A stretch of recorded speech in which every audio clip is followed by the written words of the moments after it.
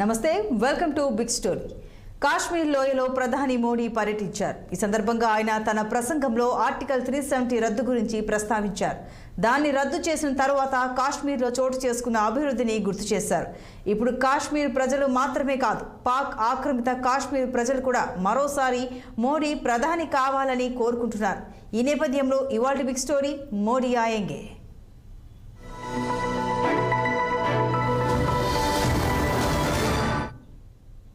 ప్రధాని మోడీ శ్రీనగర్ను సందర్శించారు.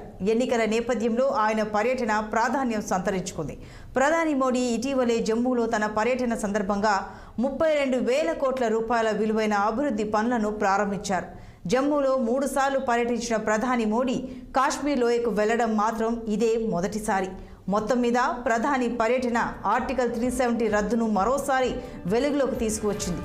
అంతేకాదు, ఆర్టికల్ 370 రద్దు కోసం తన ప్రాణాలే అర్పించిన బీజేపీ సిద్ధాంతకర్త శ్యామ్ ప్రసాద్ ముఖర్జీ చరిత్రను కూడా మరోసారి గుర్తు చేసుకునేలా చేసింది. ప్రధాని మోడీ తన ప్రసంగంలో శ్యామ్ ప్రసాద్ ముఖర్జీ పేరును ప్రస్తావించడం విశేషం. ముఖర్జీ కలలు కన్న నయా కాశ్మీర్గా ఆయన ఆర్టికల్ 370 లేని కాశ్మీర్ను అభివర్ణించారు.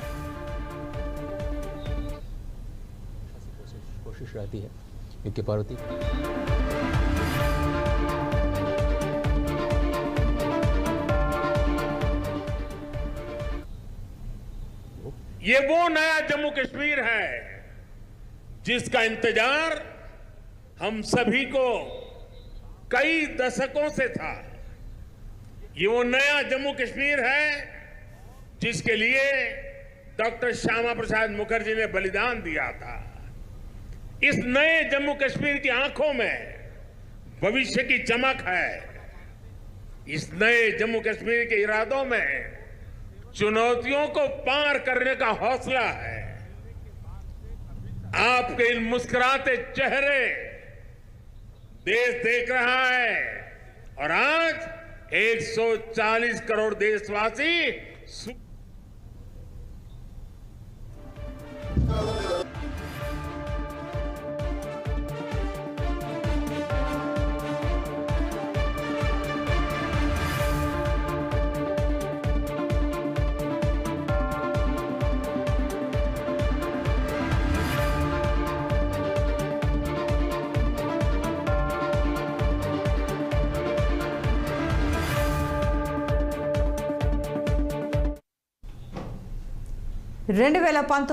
ఆగస్టు 5వ తేదీ కాశ్మీర్ చరిత్రలో ఓ సువర్ణ అధ్యాయానికి నాంది పలికింది. కాశ్మీర్ ప్రత్యేక ప్రతిపత్తికి వీలు కల్పించే 1954 నాటి ఆర్టికల్ 370ని రద్దు చేస్తూ రాష్ట్రపతి ఉత్తర్వులు వెలువడ్డాయి. అంతేకాదు, 2023 డిసెంబర్ 11 కూడా కాశ్మీర్ చరిత్రలో అత్యంత ముఖ్యమైన రోజుగా నిలిచింది. ఆర్టికల్ 370ని రద్దు చేస్తూ నరేంద్ర మోడీ ప్రభుత్వం తీసుకున్న సాహసోపేత నిర్ణయానికి సుప్రీంకోర్టు తన ఆమోద ముద్ర వేసింది. ఈ 2 సంఘటనలు కూడా బీజేపీ సిద్ధాంతకర్తల్లో ఒకరైన శ్యామ్ ప్రసాద్ ముఖర్జీ చరిత్రను మరోసారి వెలుగులోకి తీసుకువచ్చాయి. ఆర్టికల్ 370ని రద్దు చేసింది మోడీ ప్రభుత్వమే అయినప్పటికీ అందుకు పునాది వేసింది మాత్రం శ్యామ్ ప్రసాద్ ముఖర్జీ.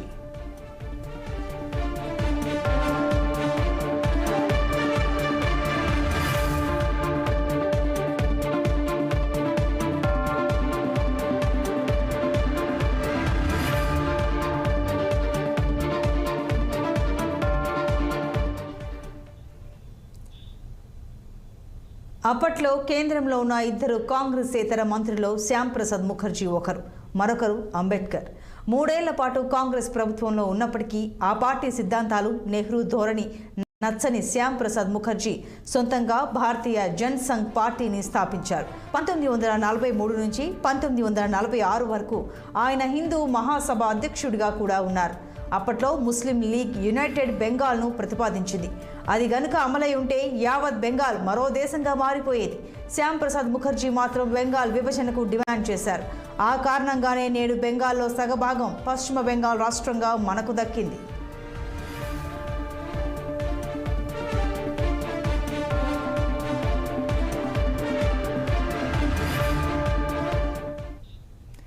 భారత్లో కాశ్మీర్ విలీనం కొన్ని షరతులతోనే జరిగింది. ఆర్టికల్ 370 లాంటివి అందుకు వీలు కల్పించాయి. ఈ ఆర్టికల్ దేశ సమైక్యతకు భంగకరమని శ్యామ్ ప్రసాద్ ముఖర్జీ భావించారు. భారతీయ జనసంఘ్ పార్టీ తరపున ఆయన పార్లమెంట్ లోపల వెలుపల కాశ్మీర్ సంపూర్ణ విలీనం కోసం పోరాటం చేశారు.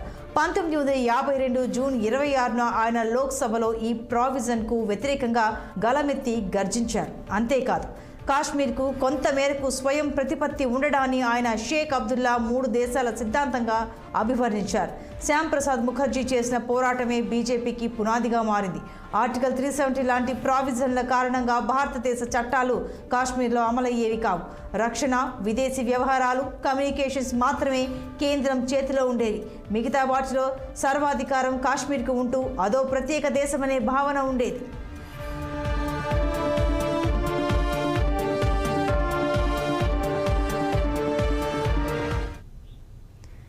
అప్పట్లో కాశ్మీర్కు సొంత జెండా ఉండేది. ప్రధానమంత్రి కూడా ఉండేవారు. భారతీయులైనా సరే ఆ రాష్ట్రంలోకి ప్రవేశించాలంటే కాశ్మీర్ ప్రధానమంత్రి అనుమతి అవసరమయ్యేది. ఈ నేపథ్యంలోనే ఒకే దేశంలో 2 రాజ్యాంగాల, ఒకే దేశానికి 2 ప్రధానమంత్రుల, ఒకే దేశానికి 2 జెండాల, ఇది చెల్లదు అంటూ నినదించారు. 1951లో కాశ్మీర్ ప్రధానమంత్రిగా ఉన్న Sheikh Abdullah big landed abolition act తీసుకొచ్చారు. దీంతో హిందువులకు చెందిన పెద్ద వ్యవసాయ పొలాలన్నీ కాశ్మీర్ ప్రభుత్వం స్వాధీనం చేసుకుంది. హిందువులకు ఎలాంటి నష్టపరిహారం కూడా ఇవ్వలేదు. అంతేకాకుండా ఉర్దూను అధికార భాషగా ప్రకటించారు. ఇలాంటి అంశాలను రద్దు చేసేందుకు జమ్మూ ప్రజా పరిషత్ పోరాడింది. భారతీయ జనసంఘ్, హిందూ మహాసభ లాంటి సంస్థలు కూడా ఈ పోరాటానికి అండగా నిలిచాయి. ఈ 3 సంస్థలు కలిసి పెద్ద పోరాటమే చేశాయి. అలాంటి పోరాటాలే ఆ తరువాత బీజేపీ ఏర్పడేందుకు బాట వేశాయి.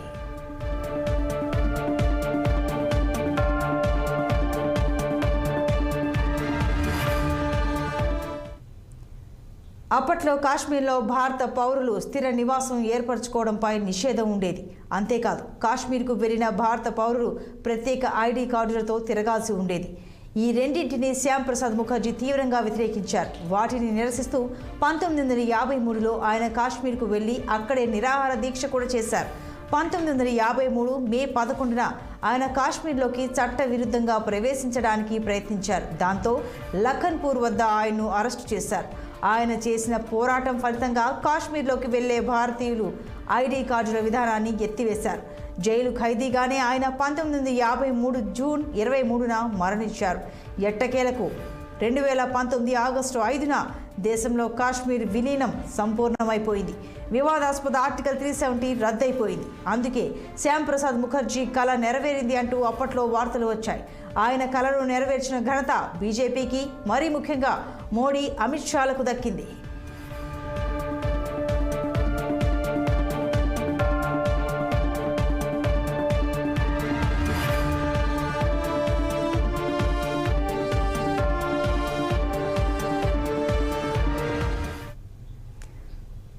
ప్రధాని మోడీ శ్రీనగర్ పర్యటన అంతా కూడా కాశ్మీర్ ప్రజలను ఆకట్టుకునేలా సాగింది. బక్షీ స్టేడియంలో జరిగిన సభలో ప్రధాని మోడీ ప్రసంగిస్తూ, మీ హృదయాలను గెలుచుకునేందుకే నేను ఇక్కడికి వచ్చాను అని అన్నారు.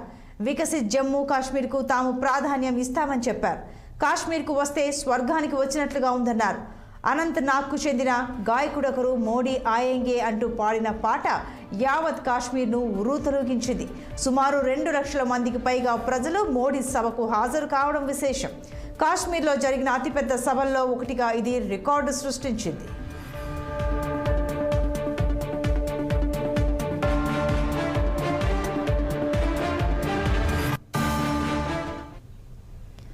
ఆర్టికల్ 370 రద్దు చేసిన తర్వాత కాశ్మీర్ అభివృద్ధి ఊపందుకుంది. మొత్తం మీద 32,000 కోట్ల రూపాయల అభివృద్ధి పనులను ఇటీవలే మోడీ ప్రారంభించారు. విద్య, రైల్వే, విమానయానం, రోడ్లకు సంబంధించిన అనేక పథకాలు వీటిలో ఉన్నాయి. స్వాతంత్రం వచ్చిన నాటి నుంచి ఆర్టికల్ 370 రద్దు అయ్యే వరకు జమ్మూ కాశ్మీర్కు వచ్చిన ప్రైవేట్ పెట్టుబడులు 14,000 కోట్ల రూపాయలు మాత్రమే. ఆర్టికల్ 370 రద్దయిన తర్వాత 4 ఏళ్లలోనే 25,000 కోట్ల రూపాయల విలువైన ప్రాజెక్టులు మొదలయ్యాయి. మరో 80,000 కోట్ల రూపాయల విలువైన ప్రాజెక్టులు ప్రాసెస్లో ఉన్నాయి. గత 2-3 ఏళ్లలోనే కాశ్మీర్కు 81,000 కోట్ల రూపాయలకు పైగా పెట్టుబడి ప్రతిపాదనలు వచ్చాయి.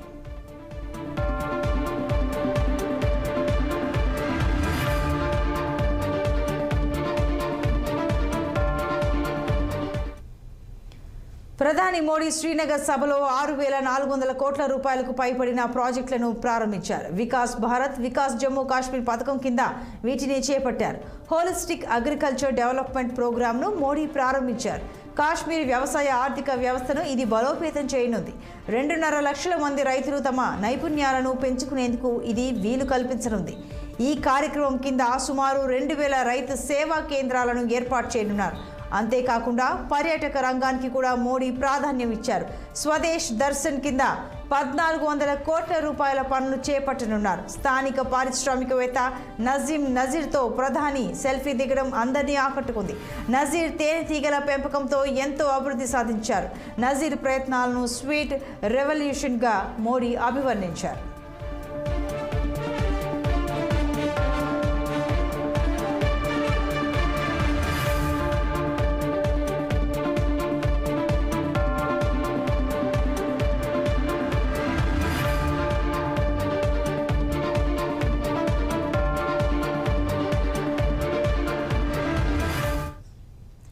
జమ్మూ కాశ్మీర్ను అభివృద్ధి చేయాలనే తన కల ఇన్నేళ్లకు నిజమైందని ప్రధాని అన్నారు. మోడీని చూసేందుకు వచ్చిన లక్షలాది ప్రజలతో బక్షీ స్టేడియం నిండిపోయింది. కాశ్మీర్ లోయలోని ప్రతి జిల్లాకు చెందిన వారు ఈ సభకు రావడం విశేషం. ఆర్టికల్ 370 రద్దుతో కాశ్మీర్ ప్రజలకు కొత్త అవకాశాలు వచ్చినట్లయిందన్నారు.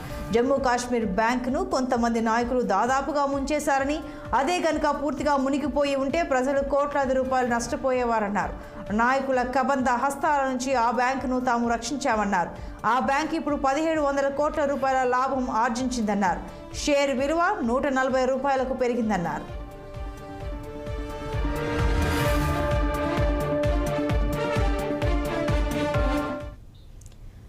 కాశ్మీర్లో కొత్తగా ప్రభుత్వ ఉద్యోగాల్లో చేరిన 1000 మందికి ప్రధాని నియామక పత్రాలు అందించారు. వివిధ ప్రభుత్వ పథకాల లబ్ధిదారులతో ఆయన ముచ్చటించారు. పెళ్లి చేసుకునేందుకు విదేశాలకు వెళ్లవద్దని, దేశంలోని వివాహ వేడుకలు చేసుకోవాలని ప్రధాని పిలుపునిచ్చారు. పెళ్లి వేడుక చేసుకునేందుకు కాశ్మీర్కు రావాల్సిందిగా సూచించారు. గత ఏడాది కాశ్మీర్ను సుమారు 2 కోట్ల మంది సందర్శించడాన్ని గుర్తు చేశారు. ఇన్నేళ్లుగా కొంతమంది కాశ్మీర్ నాయకులు ఆర్టికల్ 370ని తమ స్వప్రయోజనాల కోసం వినియోగించుకున్నారని విమర్శించారు.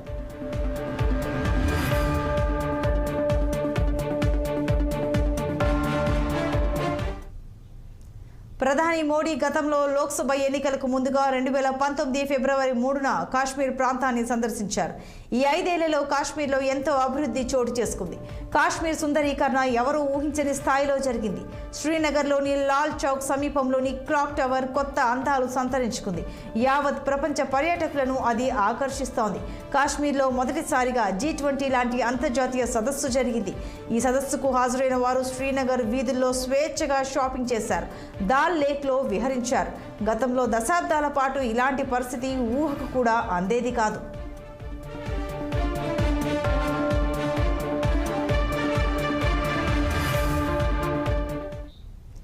కాశ్మీర్ ఇప్పుడు ఎడ్యుకేషన్ హబ్గా మారింది. కొత్తగా 7 మెడికల్ కాలేజీలు వచ్చాయి. అంతేకాదు 28 నర్సింగ్ కాలేజీలు, 19 BSc పారామెడికల్ కాలేజీలు కూడా వచ్చాయి. మెడికల్ సీట్ల సంఖ్య 1300కు పెరిగింది. కొత్తగా 800 సీట్లు అందుబాటులోకి వచ్చాయి. అదేవిధంగా పీజీ మెడికల్ సీట్ల విషయానికి వస్తే మొత్తం సీట్లు 664గా ఉన్నాయి. 2019 తర్వాత కొత్తగా 297 పీజీ సీట్లు అందుబాటులోకి వచ్చాయి. నర్సింగ్ కాలేజీల్లో కొత్తగా 1,870 BSc నర్సింగ్ సీట్లు, 125 MSc సీట్లు జోడించారు. కాశ్మీర్లోని వ్యవసాయ విశ్వవిద్యాలయంలో చేరేందుకు దేశంలోని మిగతా ప్రాంతాల విద్యార్థులు కూడా ఆసక్తి కనబరుస్తున్నారు. గతంలో ఇలాంటి పరిస్థితి ఉండేది కాదు. అంతేకాదు కాశ్మీర్ ప్రజలకు ఇప్పుడు ఉచిత వైద్య సదుపాయాలు లభిస్తున్నాయి. 5 లక్షల రూపాయల దాకా ఆరోగ్య బీమా కూడా వర్తిస్తోంది. గతంతో పోలిస్తే పల్లె ప్రాంతాల్లో రహదారులు బాగా అభివృద్ధి చెందాయి.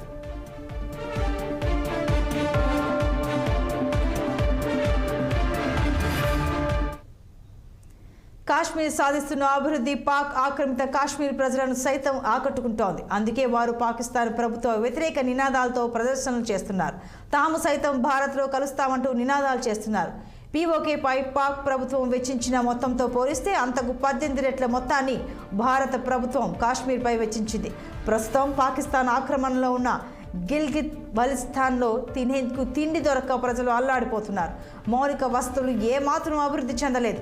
నిరుద్యోగం, దారిద్ర్యం అక్కడి ప్రజలను వెంటాడుతున్నాయి. అక్కడి వారంతా ఇప్పుడు కాశ్మీర్ను చూసి ఆశ్చర్యపోతున్నారు. తాము సైతం భారత్లో భాగమై ఉంటే బాగుండేదని అనుకుంటున్నారు. అందుకే వారంతా ఇప్పుడు మరోసారి మోడీ అధికారంలోకి రావాలని, పీఓకే సమస్యను పరిష్కరించాలని కోరుకుంటున్నారు. మోడీ ఆయేంగే అంటూ సరిహద్దులో నినాదాలు చేస్తున్నారు.